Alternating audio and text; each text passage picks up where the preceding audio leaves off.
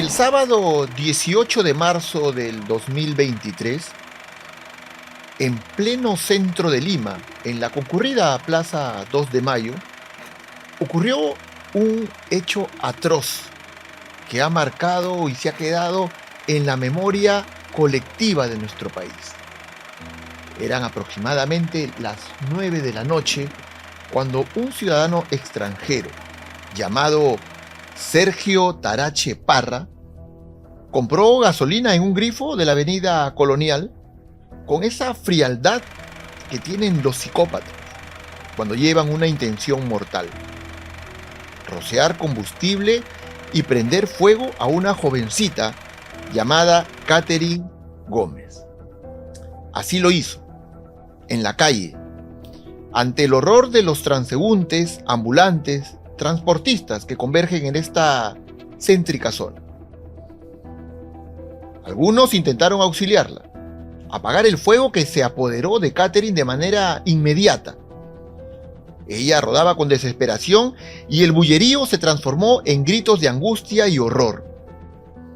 La poca agua no milanaba las llamas que, por el contrario, se propalaban en el cuerpo de la joven. Alguien consiguió un extintor y le rociaron el polvo blanco.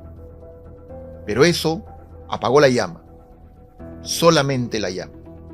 La víctima ya tenía más del 60% de su cuerpo severamente dañado. Catherine luchó por su vida durante 6 días antes de sucumbir a sus heridas. Era una jovencita de tan solo 18 años, cuya vida fue brutalmente arrebatada en un acto de violencia indescriptible. Pero a pesar de la gravedad, crueldad, planificación, alevosía, ferocidad, sufrimiento que ha generado este horrendo crimen, la sentencia fue de 26 años de prisión para Sergio Tarache. Esto ha ocasionado una ola de indignación y un llamado a la justicia severa en nuestro país. Hoy tocaremos detalles de este caso y estamos convencidos de que esta situación, esta percepción de injusticia debe de cambiar prontamente, y para ello las voces de los familiares de la víctima deben ser escuchadas. Mi nombre es Ramón Espejo y esto es Crímenes, la historia detrás de los titulares.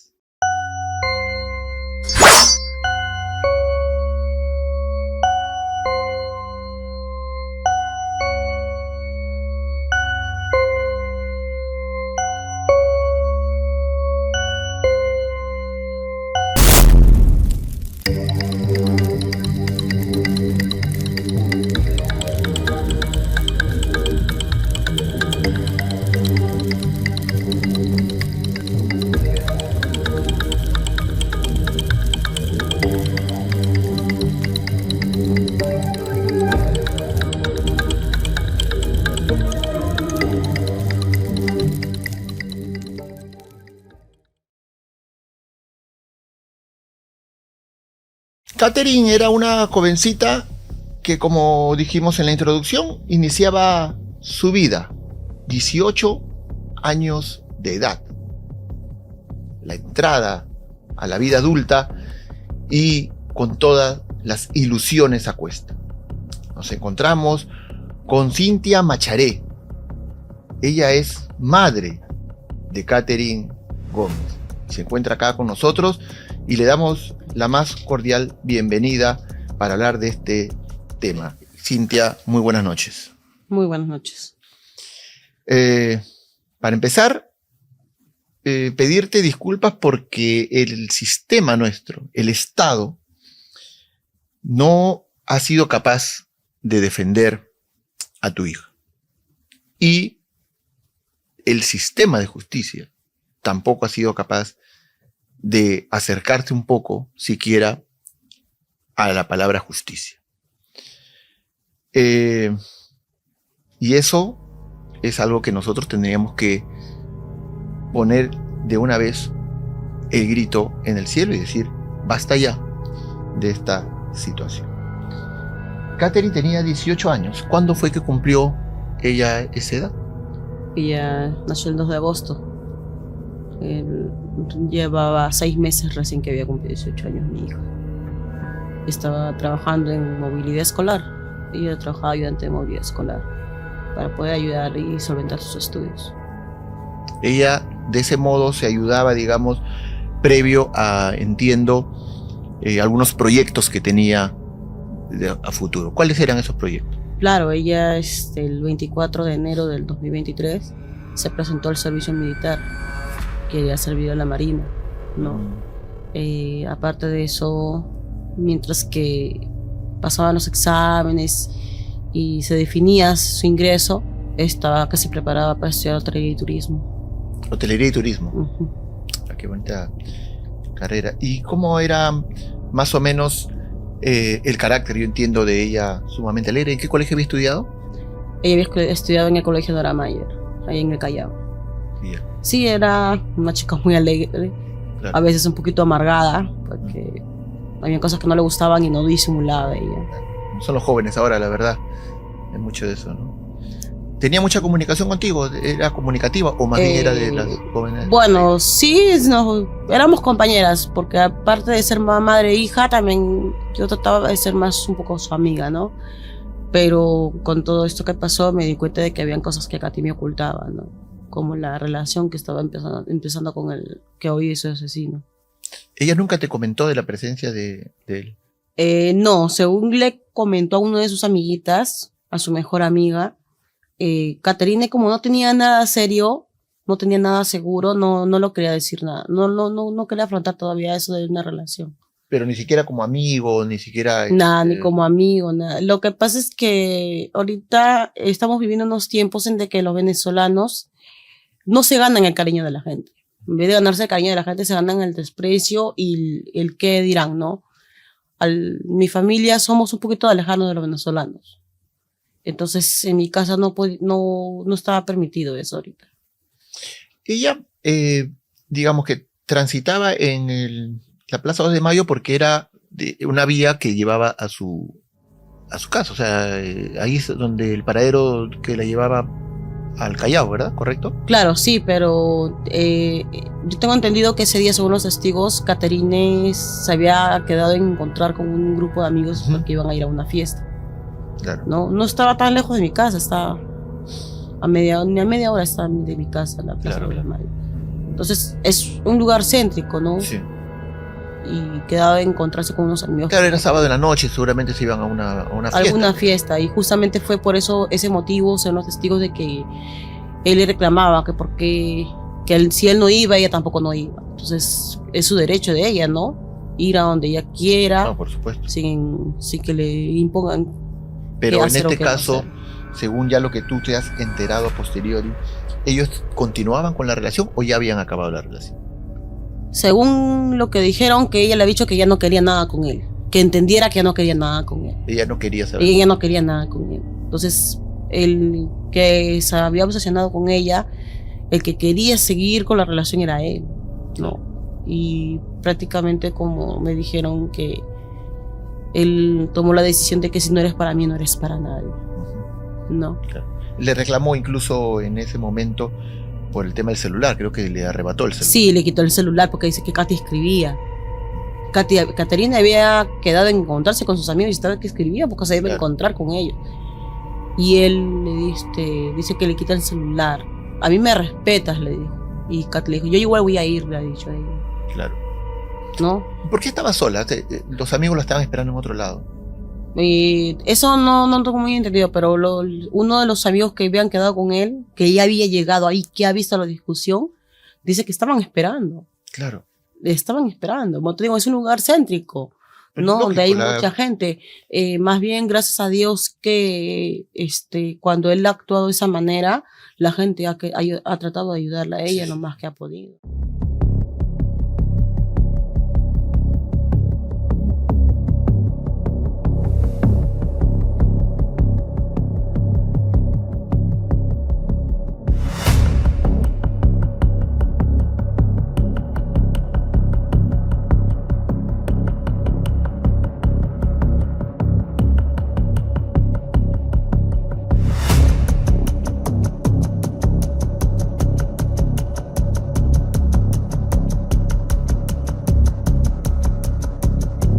imágenes, además, que los ambulantes, mucha gente intentó auxiliarla, ¿no?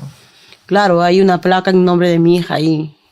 No, eso fue colocado en mayo del año pasado, conmemorando 2 meses del atentado de Caterine, y como para que quede asentado de que ahí atentaron contra la vida de mi hija, ¿no? Claro. Para que no vuelva a suceder. Y cuando yo fui ese día, fuimos con mi familia a colocar la placa, la gente se me acercaba, me dijeron, señora, yo le ayudé a su hija. Claro. Y yo le digo, usted, sí señora, me dijo, él era malo, me dijo, porque no debió hacerle eso a la chica estaba sentada tranquila, ella no le dijo nada. En unas escaleras que En están unas ahí. escaleras, en unas gradas que estaban ahí, estaba sentada, ella no le hizo nada, señora, estaba tranquila, estaba esperando su carro, y ella se iba a ir, porque como le había quitado su celular, la había ofendido, ella se sintió humillada prácticamente, ¿no? Como mujer, y claro, ya después de este episodio de violencia, digamos, claro, ya nadie le queda muchas ganas de ir ya sale a ningún lado. Ella dice que pasó un transeúnte, le dijo, ¿estás bien?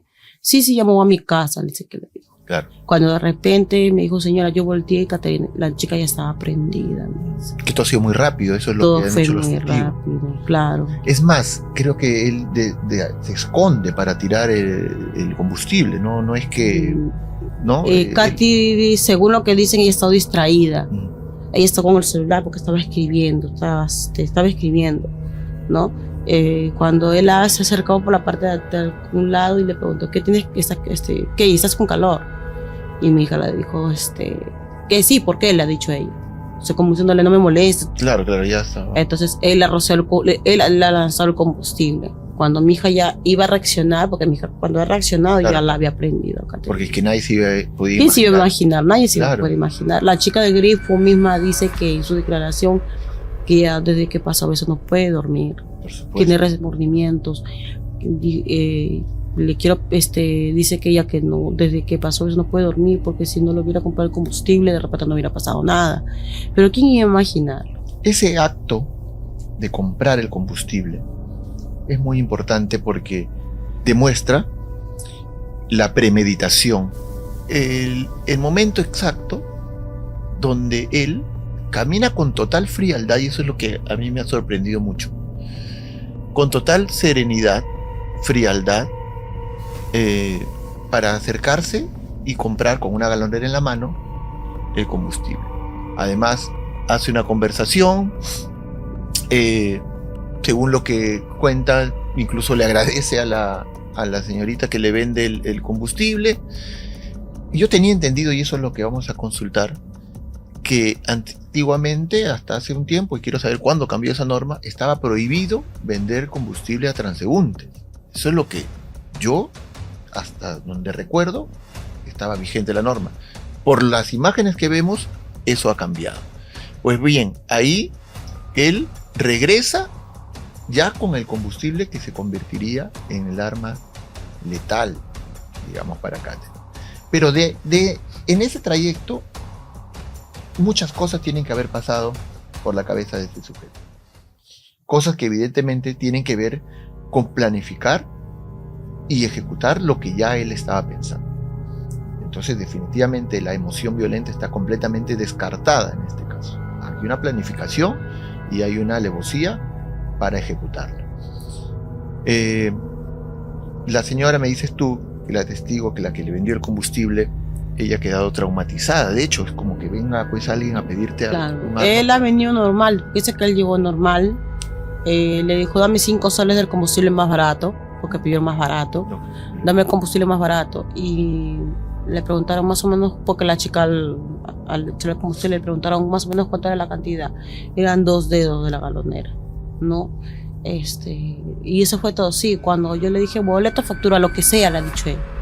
Lo que sea. Entonces la chica, cuando iba a recibir la boleta, volteé y ya no estaba ahí. Él, cuando la chica volteé, la chica voltea ya no está, y automáticamente mi hija sale prendida.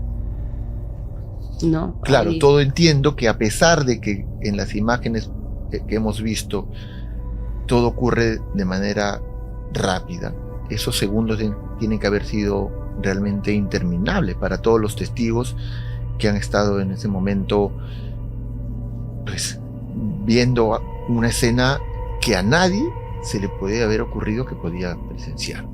Ahora, ¿tú cómo te enteras del tema? ¿Cómo te llega la noticia? Bueno, ya el mismo sábado 18 de marzo, a mí me llamaban me habían estado llamando a mi celular, pero mi celular había estado apagado cargando. Mi esposo no responde, el celular, números desconocidos. Y tuvieron que llamar a mi casa. Caterina ha estado consciente. Katy ha llamado a mi celular, ha dado mi número. Ha dado el número de su papá y ha dado el número de mi casa, del fijo. Entonces, al llamar al número fijo y contesta a mi cuñada, ¿no? Y me llama y me dice, Cintia, ¿dónde has estado? He ido a comprar, ¿por qué? Le digo, te han llamado, me dice, del Hospital Loaiza. Del Hospital Loaiza sí, que a la Katy la han quemado. A la Katy la han quemado allá en Lima y no sé, me dijo en qué problema se ha metido, que la han llevado al Hospital Loaiza. ¿Que quién ha llamado? Una venezolana, porque dice que una de las transeúntes era una venezolana. Hay una chica que han quemado acá en la Plaza de la ambulancia la va a llevar al Hospital Loaiza. Loaiza, que está ahí y en la dice avenida que mi Portugal. hija, cuando preguntó, ¿quién es? Dice que es Luisa. Tía Luisa, buen pues, le ha dicho. Eso me contó mi cuñada ya después cuando había pasado todo esto. Me dice, Cintia, yo no pensé la magnitud de lo que había pasado, porque la Katy me dijo, ven pues, dice que le dijo. Me dijo, pues yo agarré. Y ya bueno, cuando me llamaron por teléfono, yo lo único que hice fue porque me puse una chompa todo y me fui al hospital. Claro. Ya yo cuando llegué al Hospital Loaiza eran... Eso ha sido ya el domingo. No, el mismo sábado. El mismo sábado. Apenas me llamaron, yo he colgado, mi cuñada ha colgado, me ha avisado, me subí, me puse una chompa porque estaba con pijama, me he puesto encima un pantalón, una chompa. A ese mismo momento me he ido al hospital. ¿A qué hora habrá sido aproximadamente? Me llamaron a 9:25 y he llegado cerca de las 10. Es inmediato. Ahí. Inmediato, yo ahí mismo más chapé un taxi y me he llegado al hospital. Y en la entrada le digo, vengo a preguntar por un familiar. Nombre del paciente, Caterina Gómez. La chica quemada. Yo le digo, ¿cómo es la chica quemada? Pase, señora, me dijo. Pero ¿cómo, señora? Pase, me dijo. Pase de otro macho. Ya estaba entrado un macho. Le digo, ¿cómo es eso que mi hijo está quemada? Me dijo, señora, me dijo, usted es familiar de Caterina Gómez. Le digo, señora, pase, me dijo, por aquí ven con usted. No, le digo, ¿cómo que mi hija está quemada? Y me dice, mamá, me dice ella, mi hijita. Okay. Mamá, me dice, como si no me eres tú. Claro. Katy, mi papá está en la casa, ya déjalo. Y Caterina gritaba. Eso es lo que a mí de verdad que a veces me atormenta, pero también como que eso es lo que me saca fuerzas a mí, porque claro. Él tiene que pagar el dolor de mi hija. Yo no voy a estar tranquila hasta que él pague por el Entiendo dolor que causado. Fue inducida a coma justamente para el... Ahí justamente, cuando ella gritaba, yo quise entrar a verla y ella no la dejen entrar, dijo ella. Y la doctora me dijo, señor, usted no la puede ver así. Pero ¿cómo es eso que a mi hija la han quemado? Señor, usted no la puede ver a su hija así. De repente se escuchó un silencio y a Katy ya dejó de gritar, ya no lloraba. Pero cuando yo quise entrar, me dijo, mamá, cálmate que yo estoy bien, me dijo ella. Yo pensé, dije, pucha, le quemaron su carita, le quemaron su brazo. ¿Qué habrá sido, no? Claro. La doctora me mandó, me llevó a una sala sola. Yo había ido sola. No pensábamos que iba a ser tan grave. Y me dijo, ¿usted ha venido sola? Sí, venido sola, le digo. ¿Por qué? Le digo. No, señora, no puedo hablar con usted hasta que haga un familiar. Señorita, dígame qué ha pasado con mi hija. Señora, me dijo su hija, a su hija le han rociado combustible y la han quemado. ¿Pero cómo así? No, o sea, no entendía, yo no entendía cómo un ser humano puede causarle tanto daño. Claro. Al parecer, me dijo, señora, ha sido su enamorado o su pareja, no se sabe bien. Me dijo, señora, está en proceso de investigación, usted tiene que hablar con las autoridades. Pero yo no puedo decirle nada más hasta que venga un familiar y después podemos hablar con usted. Ya, señorita, mi hermana está en camino. Además llegó mi hermana llamó a mi tío, llamó a mis tías, a mi familia. Y yo, ya, señorita, estoy con mi hermana. Entró mi tía. Señora, mi hija, su hija, le han rozado combustible, le han quemado, me dijo, tiene quemadura del 3er grado en el 60% de su cuerpo. Desde las rodillas, me dijo, hasta toda la superficie corporal. Yo, no me diga que es su carita. Sí, señora, su cara es la más afectada. El rostro. Sí, su carita es la más afectada. Y luego de eso, ella volvió a cobrar la conciencia. Ya no volviste a hablar con ella. Ahí fue cuando la doctora me dijo de que se le había inducido un coma por la gravedad de los daños, no de las lesiones. Caterine estaba con un dolor insuperable, no, un dolor que no se podía, no se puede imaginar, me dijo, sin el dolor causado. Entonces, para ello, me dijo, para evitarle dolor, se le ha inducido un coma, me dijo. Cuando de repente la situación se comenzó a empeorar, la llamaron a la doctora de emergencia porque Caterine se había puesto mal. Ingresó, no pasaron ni 2 minutos, la doctora volvió a salir. Señora, aparte de su hermano, niño como familiar ciego, está mi familia afuera. Señora, me dijo, su niña no puede respirar por sí sola. Y la hemos tenido que inducir, la vamos a ayudar con ayuda mecánica. Un respirador. Con respiración mecánica, me dijo, señora. Tiene que traer esa receta, me dijo, pero ya. Ya mi tío se fue a traer la receta, mientras que yo me quedé esperando. Y la doctora entró, volvió a salir y me preguntó si mi hija, si mi hija había tenido COVID. Digo, no, mi hija no ha tenido COVID. ¿Ha tenido TBC? No, tampoco ha tenido TBC. Digo, por mi tía le pregunta, ¿pero por qué, señorita? ¿Por qué pregunta eso? Lo que pasa es que no puede respirar la chica por sí sola, me dijo. Y por más que le hemos ayudado, me dijo, sus pulmones no reaccionan. Y me dijo, ella no tenía ninguna enfermedad en los pulmones. Yo le digo, mi hija es asmática. ¿Su hija es asmática? Sí, mi hija es asmática. Sí, señor. Y mi tía le dijo, sí, la chica mi sobrina es asmática. Le dijo, ella usa inhaladores, todo eso. Hay un ratito, la doctora se metió y salió otro doctor. Me dijo que era neumólogo especialista. Y me comenzó a pedir datos de las medicaciones que ella tomaba, ¿no? Ahí le dije las indicaciones que ella tomaba, los inhaladores, las pastillas, los corticoides que ella tomaba cada vez que tenía crisis, todo eso. Y el neumólogo me dijo de que eso no le ayudaba en nada a ella, porque tenía secreciones en los pulmones a causa de la combustión que había hecho el combustible y los químicos que había recibido por parte del extintor. Que la situación con Caterine era crítica. O sea, se iba cada vez agravando más. Cada vez se agravaba más la situación de mi hijo. Caterine tenía, sufría de plaquetas altas. No más, trombocitosis tenía mi hija. Eso es tema de la sangre. Sí, un tema de la sangre. Por ejemplo, Katy, tú le ponías muy fuerte la mano, su sangre no circulaba bien y se hacían moretones. Claro. Y la doctora me dijo que eso era tratable, pero que se le había complicado a Caterine por causa de las quemaduras. A causa de las quemaduras, claro. Porque esa enfermedad tiene que tener mucho cuidado con cualquier actividad.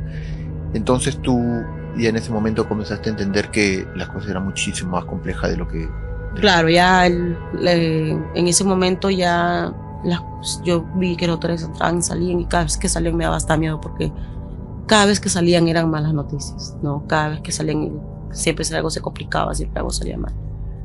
A la par de eso, este criminal se había dado la fuga. Luego de que ocurrió el accidente, este crimen, este incidente atroz, horrendo, planificado, él inmediatamente escapó. Fue corriendo. Tenemos incluso imágenes de él corriendo por la avenida. Esta es la avenida Colonial. Y él corriendo detrás de una combi. Ahí se le ve huyendo de la escena del crimen luego de haber cometido este acto tan repudiable. Corriendo como corren evidentemente las personas que hacen un acto de esta naturaleza. Escondiéndose de haber quitado la vida sin motivo alguno que justifique en lo absoluto el horror que acaba de realizar.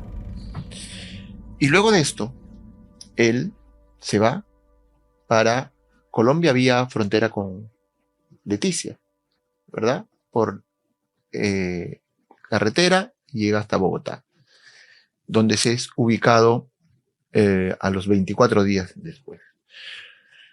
Para esto, ya Caterine había perdido la vida. ¿Cómo llega ese momento? yo me vi en la necesidad de dar entrevistas, ¿no? Por lo mismo de que el acto había sido ya el día sábado 18. Era lunes en la mañana y mi tío es policía retirado. Él indagando, ya habían dado con el asesino, ya tenían pruebas de que él era el asesino de mi hija, ¿no? Y aún así no salía la orden preliminar. Según la fiscalía ya la habían solicitado, pero no salía la orden preliminar. De ahí tampoco dijeron que teníamos que respetar protocolos, burocracias y esperar a que saliera la orden de captura. Pero eso dio giro a que él se escapara. Claro. ¿No? Se supone que es un caso grave, ¿no? No, por supuesto. Tenía que haber salido la orden de captura, pero ya. De inmediato. Es más, entonces, intentaron cercarlo, me parece, pero... No, ya él se había escapado, porque el día anterior, él mismo cuando lo agarraron en Colombia dijo que el día siguiente él ya se había ido.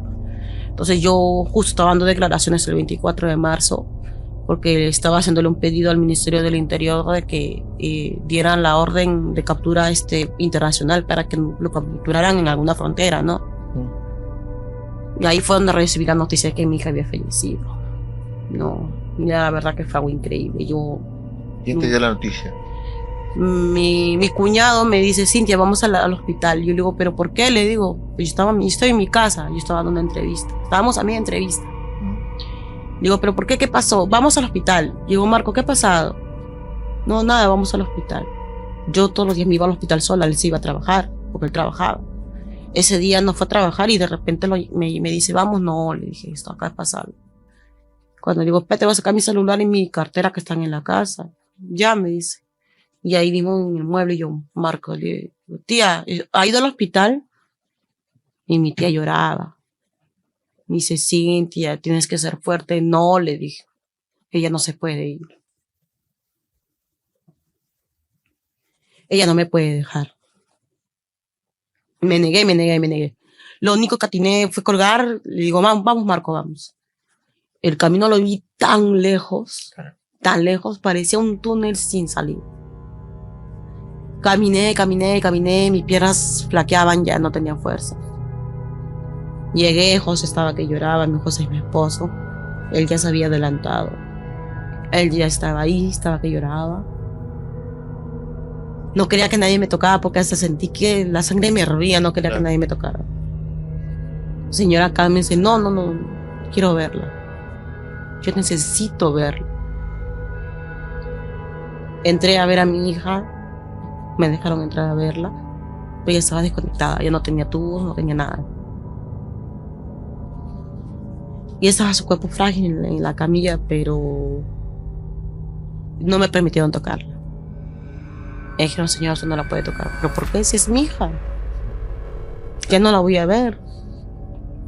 No, señora, me dijo, su cuerpo tiene que ir a la morgue porque es un proceso de investigación. No puedo ni siquiera un beso. No, señora, no puedo. Ni eso me dejó. Por eso que yo no voy a descansar. El que causó ese daño fue él. Porque si no se hubiera metido con mi hija, no lo hubiera hecho, mi hija no hubiera tenido necesidad de estar así. Ese daño lo causó él. Eso me lo impidió él, porque él la lastimó de esa manera. Yo tuve que respetar y no pude tocar a mi hija. No, claro. La responsabilidad, la culpabilidad de Sergio Tarache requiere que caiga todo el peso de la ley. Y eso es algo que nosotros nos vamos a cansar de repetirlo y vamos a seguir conversando además muchos especialistas de diferentes ángulos para tocar este tema, porque además consideramos que tenemos una responsabilidad con Cintia, con los familiares y sobre todo con Katherine. Luego te enteras de que él había sido ya capturado.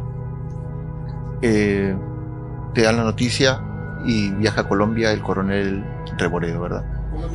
Sergio Tarache para es venezolano, obviamente. Esa noche yo salí directo de Perú esa noche. Claro, yo llegué, me monté en la mula. Cuando yo conocí a Katherine, yo no estaba yendo de maíz. A Catherine yo la conocí de vista, sí, o sea, yo iba caminando y por ahí por los demás yo me dirigía hacia Plaza de Armas y ella estaba bajando de un vehículo y me vio y se echó a reír.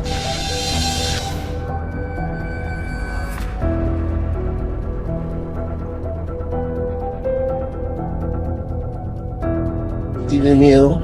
No, yo no le tengo miedo a nada.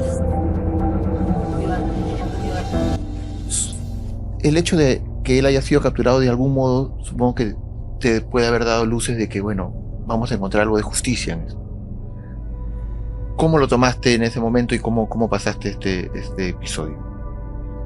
Yo me enteré en la noche con José. Estábamos en casa, ¿no? Bueno, tratando de superar la muerte de mi hija. Mi hija tenía 20 días que la habíamos enterrado. Estábamos ahí en la casa cuando de repente me llaman diciendo de que habían encontrado, habían capturado al asesino de mi hija. Me dio una crisis de ansiedad, no sabía qué hacer, no sabía cómo reaccionar. José me dijo, Cintia, cálmate, le digo, lo agarraron. Jamás en mi vida pensé que iba a luchar tanto para que lo extraditaran, porque yo me tuve que volver a ir a Colombia para poder buscar información y buscar un tipo de ayuda, ¿no? Uh-huh. Un tipo de apoyo ahí en Colombia. Gracias a Dios encontré algo de apoyo. Encontré algo de apoyo y con el tiempo pude lograr lo que a veces no muchos consiguen, ¿no? Lo que es la extradición. Llegué tan lejos y no pensé que al llegar tan lejos la justicia no me iba no se iba a realizar como yo hubiera esperado, ¿no? Claro, porque si bien es cierto y acá hay medio que un entrampamiento, ¿no? Él pudo haber sido expulsado para que acá se le juzgue con las leyes peruanas. El tema es que la expulsión, al ser el ciudadano venezolano, iba a ocurrir entre Colombia y Venezuela, es decir, lo iban a expulsar hacia Venezuela. Entonces ese camino era más complicado, porque por los antecedentes que han ocurrido en este tipo de casos, era más difícil conseguir la extradición de Venezuela hacia el Perú. Entonces, entiendo que a Cintia y a los familiares le recomendaron que vaya por otra vía, que era la extradición. Pero ¿cuál es el problema de la extradición? Que tiene que haber una convergencia entre los delitos, entre las penas, y si bien acá se le hubiera juzgado bajo el delito tipificado de feminicidio que nos llevaba a la cadena perpetua, en Colombia eso no existe como tal, sino era lo que se llama homicidio calificado con agravantes, que creo es como aplica las leyes en Colombia, ¿correcto? Entonces la extradición tendría que ser en esos términos, y lo cual nos llevaba a un techo, a un tope, que es los 30 años. Bueno, según lo que nos refirieron de Colombia, que era la pena máxima de 35 años. 35. Sí, siempre y cuando cumpliera las 3 agravantes. No, según lo que me informaron a mí cuando yo regresé acá a Lima. Uh-huh. Entonces, me salí con la sorpresa de que no cumplía con las 3 agravantes. Existen 9 agravantes, de las ¿Cuáles cuales eran las 3 agravantes?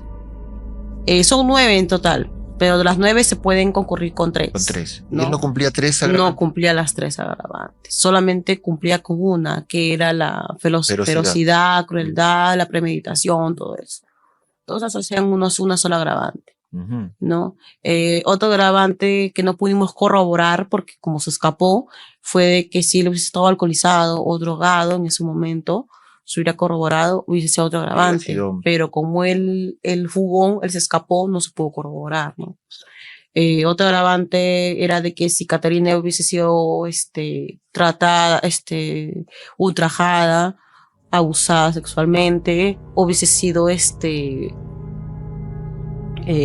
utilizada como trata de personas, ¿no? Y así hay muchos agravantes. Sí, no, también sí, si estaba embarazada. Si hubiese estado embarazada, o si hubieran habido más afectados, ¿no? Claro, como fue en el caso de Ivy, porque yo tengo entendido que en el caso de Ivy le dieron esa pena porque fue hubieron otros agraviados, ¿no? Aparte de Ivy. Bueno, nos lleva entonces eso a los 30 años. A los 30 años, porque de 9 agravantes solamente se cumple con una. Claro. ¿no? Que son 30 años, 6 meses y 20 días. Cada agravante se le va sumando 6 meses, 20 días. Pero por desgracia no se pudieron cumplir. Es por eso que la Fiscalía solicita el máximo en vista de lo que mencionas, que es 30 años. Y hay un atenuante, que es el tema de que él mandó un video diciendo que aceptaba, reconocía los hechos, ¿verdad? Esos videos los rechazó su defensa. En su momento lo rechazó la defensa de él. Dijo de que no quería que tomaran en cuenta sus videos porque no estaba en presencia de un abogado o en presencia de un fiscal o autoridad y bla bla bla bla bla. No, a la final es bueno, por decisión propia se retractaron los dos y aceptaron los cargos. Pero solamente aceptaron los cargos, no quiso, hasta el último no quiso aceptar el video. ¿Y cuál ha sido el atenuante? O sea, ¿por qué 26? Porque dicen que él es una persona joven que con el tiempo se puede puede socializar, y la segunda es de que como él se acogió a la conclusión anticipada, a él le da un derecho de reducción de pena. Pero yo tengo entendido que en una audiencia anterior la fiscal solicitó los 30 años con 6 meses, pero como había sido por feminicidio grabado, no le correspondía por la crueldad en la que él había actuado, ¿no? Claro. Y en ese acuerdo habíamos quedado. Aparte de eso, era un acuerdo previo ya. Claro, había un acuerdo previo que se iba a los 30 años sin ningún tipo de reducción de pena, ¿no? Entonces, el día de la sentencia nos sorprendieron, diciéndonos que porque es joven se puede resocializar, que porque se acogió a la conclusión anticipada y porque tiene el derecho de es su derecho de él como reo, ¿no? Que le den una reducción de pena. Entonces no sé qué tipo de derecho puede tener un asesino de esa magnitud. Cuando fue capturado en Colombia, él tampoco muestra ningún arrepentimiento sincero, ni mucho menos. Es más, hemos visto las imágenes de él dando una entrevista. Más adelante vamos a estar con el coronel Acevedo y nos va a confirmar eso, dándosela al coronel Acevedo en su primer interrogatorio allá en Bogotá. Y él dice que, bueno, incluso con frases como yo no le tengo miedo a nada, frases que además dentro de una narrativa absolutamente fría, absolutamente con una manera de describir los hechos donde muestra que no tiene ninguna, no se arrepiente de nada. Yo tengo 2 conocidos que viven en el Callao, venezolanos, que declararon en mi contra, esos sapos hijos de p***. ¿Tú tienes miedo? No, yo no le tengo miedo a nadie. Y que todo esto es producto de una estrategia. Entonces, eso para nosotros, para los que estamos de este lado, no podríamos ser considerados, y eso me refiero con los jueces, como un atenuante el hecho que él diga, bueno, sí, reconozco los hechos. Porque los hechos están perfectamente corroborados. Las imágenes son claras. Él además fuga, él huye. Entonces eso no tendría que equiparar el agravante de la crueldad. Sin embargo, la jueza me dice está sorprendido y nos sorprendieron. Optó por considerar. Sí, la fiscal, parte de la fiscal, mi defensa también nos sorprendimos mucho porque ya habíamos quedado con esa pena porque hasta la abogada ese día del acuerdo quedó que sí aceptaba ese cargo. Lo único que no aceptaron era lo de la reparación civil, que eso ya bueno mañana empieza el debate por lo de la reparación civil, pero la condena se me sorprendió porque aparte de los 26 años se le va a reducir el año y medio que él ha estado en prisión preventiva. Entonces, ¿qué tipo de justicia puedo decir yo que se está haciendo? Hay que tener también mucho cuidado con el tema de los famosos beneficios penitenciarios. Y también hay que tener cuidado con dónde se va a llevar esa reclusión. El INPE tiene que tener muchísimo tino para este tipo de delincuentes. Porque una cosa es estar en en Castro Castro, otra cosa es estar en Ancón, pero lo que corresponde a delincuentes que han tenido este tipo de acciones con este nivel de crueldad es Chayapalca, es Juliaca, porque aquí no vamos a estar permitiendo que este tipo de delincuentes esté al costado pues de gente que esté presa por no pagar pensión de alimentos, qué sé yo. Estamos hablando de niveles de crueldad y gravedad de las acciones. Entonces las autoridades del INPE tienen que ser conscientes de que todas estas situaciones además son golpes adicionales que revictimizan a la familia, porque no se le pudo dar la cadena perpetua, ya lo dijeron, porque el tema de la extradición, pero que era lo justo. Y si ahora no va a estar en una cárcel pues común, con reos comunes, estamos hablando de una persona que además no se arrepiente de absolutamente nada. Y luego vamos a ver las imágenes de cómo él afronta la entrevista y cómo él habla, como les dije, con una frialdad que de verdad hiela la sangre. Algo más que tú hayas visto en este proceso y que te ha llamado la atención y que te ha generado, digamos, alguna indignación, y ¿cuál es el pedido? Entiendo que se complete en la apelación los 30 años. Claro, eso es lo que yo solicito a los jueces del colegiado, de que estudien bien el recurso de apelación y se retracten, ¿no? Retracten que se cumpla lo ya pactado, los 30 años, 6 meses. Lo único que yo pido es una condena justa, porque ese día de la audiencia, el día de audiencia del acuerdo, dijo, sí, yo acepto los cargos y pido perdón a la familia Caterine. Eso fueron palabras vacías, porque... Lógico, eso es una estrategia. Son estrategias de él. Me considero responsable, se me imputan, mas sin embargo, no acepto la reparación civil, me encuentro arrepentido. A ver, señor, un momento. Una persona de esa magnitud no se arrepiente de nada.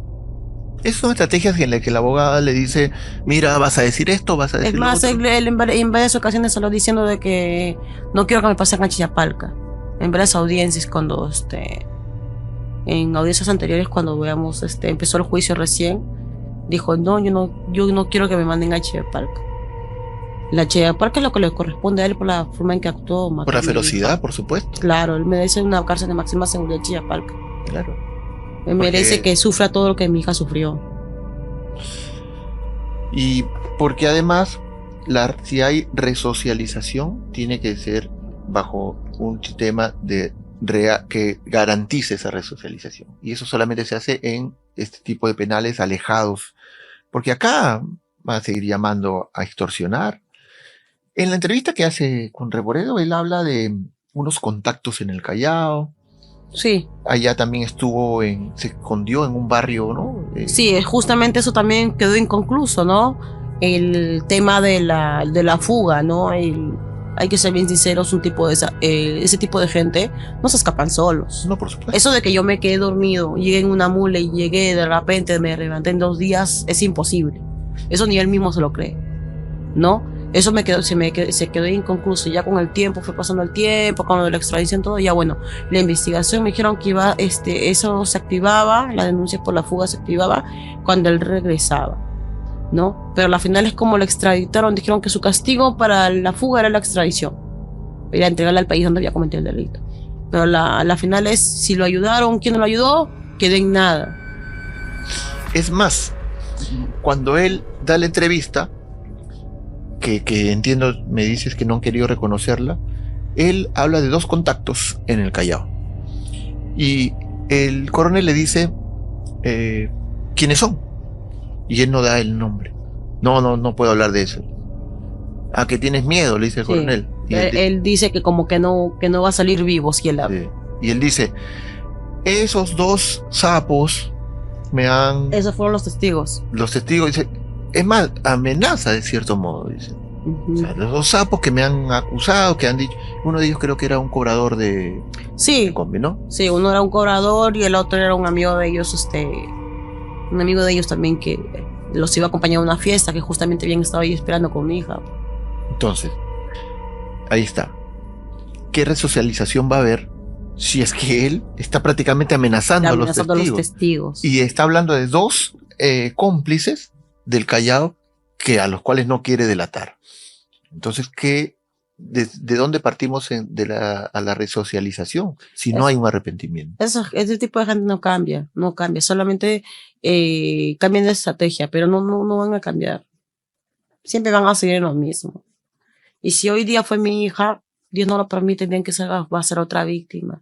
De repente va a ser alguna chica con hijos, porque gracias a Dios Caterine no tenía hijos, mi hija era soltera, mi hija estaba estudiando, mi hija estudiaba y trabajaba. Tenía su mascotita que para eso trabajaba ella. Llegaba a 15, llegaba a fin de mes, le compraba su comida a su perro, le compraba sus cosas. Mamá, mi perro. Juntaba su plata, mamá, mi perro se ha puesto mal. Juntaba su plata para el veterinario del perrito. Y así, el día en que mi hija se fue, yo le juré a ella que iba a cuidar a su perro. Pero mañana más tarde, de repente no es una chica soltera. De repente, ¿cuántas víctimas hay que dejan criaturas? Ese tipo de criaturas, ¿cómo quedan? ¿Cómo está tu esposo, el papá de Caterine? José se abstiene de esto, la verdad. Para él es muy duro tocar el tema de mi hija. De hecho. De solamente recordar, le quitan las ganas de trabajar, se encierra, se aísla. Entonces él prefiere no tocar el tema. Cuando le preguntan el tema, él dice, no me pregunten nada a mí, pregúntenle a su mamá. ¿Y ustedes están recibiendo algún tipo de apoyo psicológico? Sí, hasta el día de hoy, gracias a Dios, el Ministerio de la Mujer nos sigue brindando lo que es el apoyo psicológico. Bueno. Para mí, para mis hijos, llevamos terapia familiar, ¿no? Mis hijos también. Tengo 2 menores, uno de 15 y uno de 8 años. Yo estoy llevando terapia psiquiátrica porque tengo depresión crónica ya. Claro. Va a ser muy difícil salir porque a veces uno puede estar bien y de repente sí, me imagino. Todo se derrumba, otra vez vienen recuerdos a la mente. A veces como que imagino que Caterine se fue un viaje largo y que va a regresar. Después uno se da con la realidad de que no va a regresar. No, el doctor me ha dicho que deje de ir al cementerio, que vaya de vez en cuando. No puedo, simplemente no puedo. Cada semana voy, cada vez que puedo voy al cementerio. Si por mí fuera, yo hasta viviría en el cementerio, porque yo no puedo asimilar la muerte de mi hija. Sí, claro. Ella está en el cementerio Banquijano del Callao. Sí. Sí, justamente estamos en el trámite de bajarla. La van a trasladar de nicho, porque ella está muy arriba. La van a trasladar, la van a poner en un sitio más accesible. ¿Qué pasa, Caterine? Es, como se sabe, un caso muy emblemático. Una chica que no debió de sufrir en esa manera por un desgraciado que no aceptó el fin de la relación, como se dice. Mucha gente van a verla. Caterine, cada vez que vamos al cementerio a verla, siempre está con flores. Gente que la conoce, gente que no la conoce y saben de su caso, van a verla. Claro. ¿No? Entonces, para ella, ponerle un sitio más accesible para que puedan ir a visitar. Claro. Bueno, eso es lo... ¿Qué te puedo decir? No hay palabras muchas veces para describir algún tipo de situaciones. Llevar solamente esta conversación para mí ha sido... Vamos, que no ha sido fácil. Y siempre cuenta con nosotros para esta lucha, que nosotros te vamos a acompañar en la medida de lo posible. Porque se lo debemos a Caterine también y a ti, porque de verdad nadie tiene derecho a quitar la vida a nadie, y menos de esta manera. ¿Okay? Y bueno, tus hijos, entiendo, los menores también necesitan mucho apoyo, ¿no? Necesitan mucho de ti, mucho de tu esposo, porque también, si para ustedes no es nada fácil, para ellos va a ser mucho más complicado sobrellevar esta ausencia. Claro, de su hermana mayor. Es muy difícil, era su hermana mayor, era la hermana que más, a la enana más los consentía, el otro hermano era el que era más cómplice de ella, ¿no? Los que salían juntos como hermanos mayores, ¿no? La que como hermana mujer le decía, estás creciendo, el día que te tocó una enamorada, por ella, te tiene que tratar bien, tiene que ser buena contigo, y ya no está su hermana para defenderlo. Ella era así, amaba a sus hermanos porque ella era la princesa de la casa. Era nuestra única hija mujer. Muchas gracias, Cintia. Efectivamente, y eso te lo prometemos, Catherine va a seguir con nosotros hasta que este crimen llegue a un puerto de justicia, como te hemos mencionado. Esto ha sido todo por hoy. Mi nombre es Ramón Espejo. Esto fue Crímenes, la historia detrás de los titulares.